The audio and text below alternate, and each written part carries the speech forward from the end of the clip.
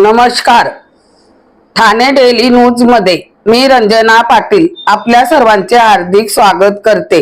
पूर्णतः रस्ते तुडुंब भरलेले बारा गेटवर रेलू नका, बारा गेट्सवर रेलू नका.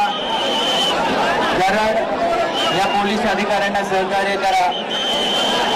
गेल्या 30 तासांपेक्षा जास्त काळ हे पोलीस अधिकारी सतत आपल्या सेवेसाठी समोर आहेत. त्यांना प्लीज सहकार्य करा. बारा गेट रेलू नका. आपल्या भावनांचा आदर आम्ही करतोय, आपल्या भावनांची कदर आम्ही करतोय. आपल्या सगळ्यांच्या भावना एकच आहेत. या ठिकाणी आपल्या लाडक्या दादांना अखेरचा निरोप दिल्यानंतर पवार कुटुंबीय आपल्याला अभिवादन करतात. पवार कुटुंबियांच्या आदरणीय दादांच्या प्रेमापोटी संबंध महाराष्ट्र आणि महाराष्ट्राच्या बाहेरून आपण आलेला आहात.